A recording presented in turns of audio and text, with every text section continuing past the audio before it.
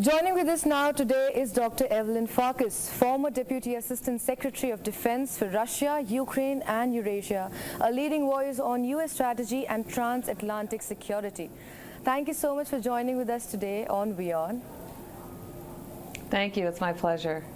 Right. So, Dr. Farkas, you've been deeply engaged with Ukraine and regional security issues for years. So, what's your sense of the mood and strategic outlook among leaders and policymakers at the Kiev Security Forum this year? Well, there continues to be, of course, overwhelming concern because Ukraine has been waging a war since 2014 and then a very brutal one since 2022. And the people are tired, and it requires a lot of manpower, munitions, and money.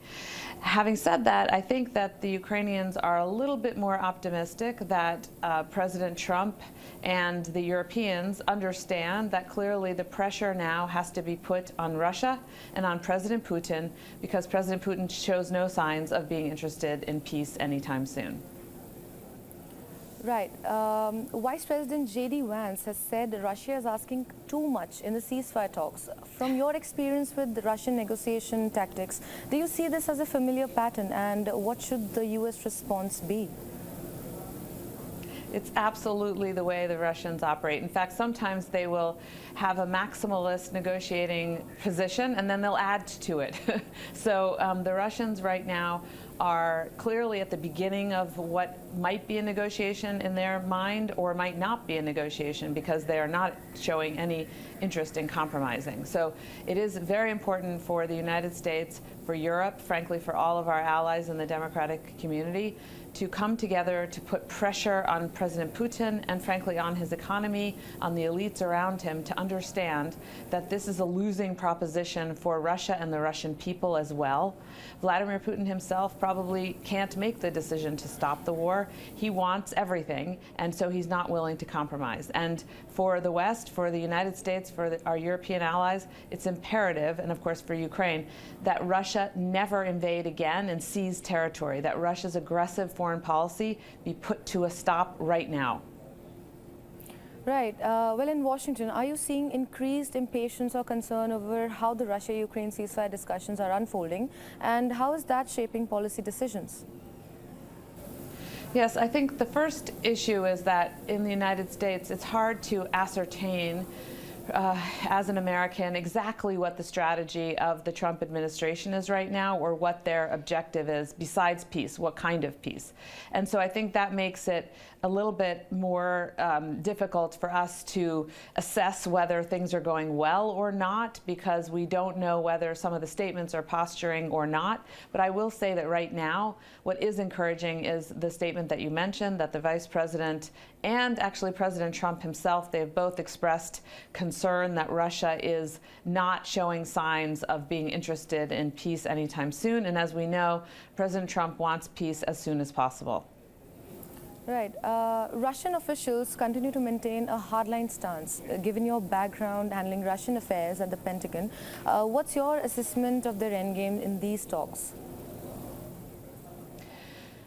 Well, President Putin, his endgame is to keep all of the territory, to prevent Ukraine from joining NATO. He would like something that looks more like a ceasefire than a real security guarantee for Ukraine. So he does not want the United States or NATO to back up any agreement to provide security for Ukraine. He wants a Budapest Memorandum number 2, if you will. That was the political agreement that the United States and a few other countries, including Russia, signed when Ukraine turned over its nuclear weapons in the early 1990s. This is something, or the mid-1990s rather, this is something that Russia would like. No real security guarantee for Ukraine, so that Russia can come back and take full control of Ukraine. What people need to understand is what Putin is afraid of is not NATO. Putin is afraid of a democratic Ukraine on his border. Right. And President Putin has signaled he might walk away from peace negotiations if both sides don't soften their positions. From a national security standpoint, what kind of message would that send, and what are the risks?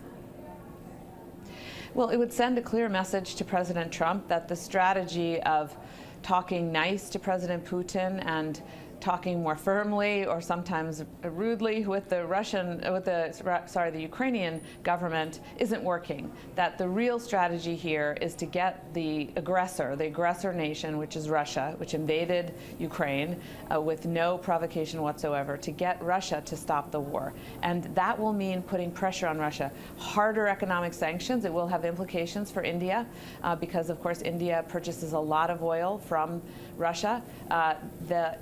If Trump goes forward, President Trump goes forward with what he has hinted at, which are secondary sanctions, so any countries that are buying such goods like oil and other things from Russia will be sanctioned. That will have implications for India, but frankly, India should be on our side, should be on the side of respecting boundaries and respecting the sovereignty of existing states. Right. You've long emphasized the importance of sustaining transatlantic unity. Given the current push for a peace deal, how would the US and its allies be approaching the balance between diplomacy and deterrence? Well, deterrence is what backs up diplomacy. So the most important thing is to make sure that you have a strong military deterrence.